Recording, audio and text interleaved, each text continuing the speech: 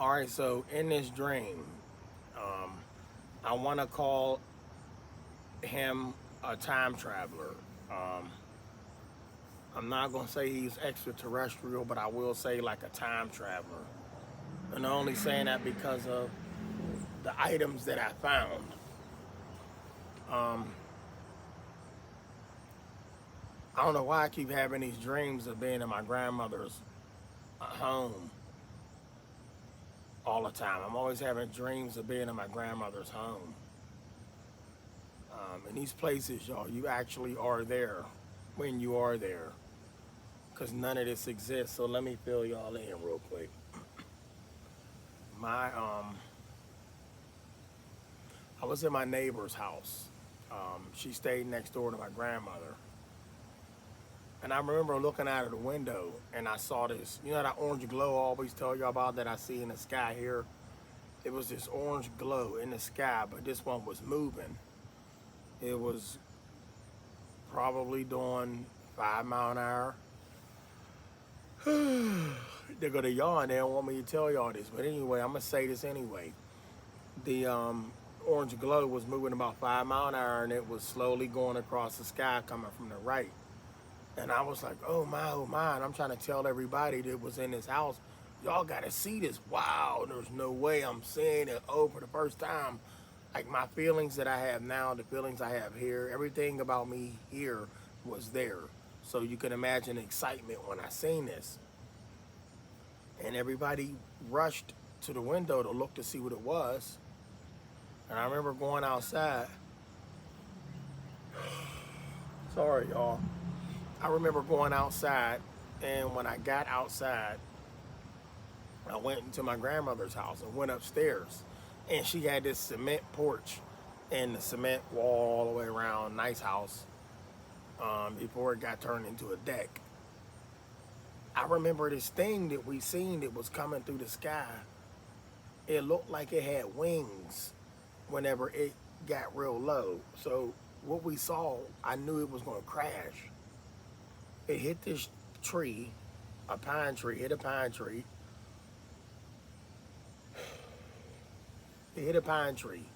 And when it hit the pine tree, it fell.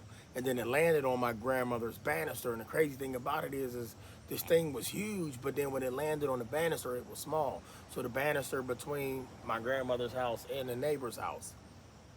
And I walked over to it and I picked it up. Like when I picked it up, it was small. It was like a fly insect spacecraft. It was a spacecraft, but with wings on it. Clear see-through wings, but they were wings. 4 of them on the back of it.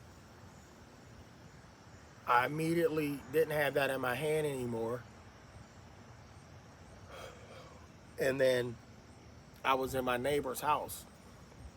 And I said to her, wow. I said, did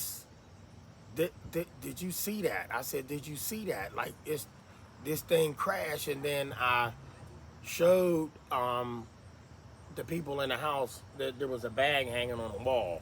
So I discovered this from the crash. There was a bag hanging, and inside this bag was a bunch of futuristic uh, um, time travel gear in this bag. But inside, I'm looking at this person's credentials. I remember looking at this credentials of this person, but everything was cauterized. Everything was burnt, like laser burned, like it was burnt up in a fire real bad, chemical fire. So you couldn't see all the stuff, but I tried to salvage all of uh, his his his his his transportation equipment, his gear. And then I looked over in a tree and I noticed that his craft was still up in the tree. The big version of it was still up in the tree. And this wasn't an alien crash. This was a time traveler. He was caught by us. So this person that I seen was a time traveler that I captured and caught.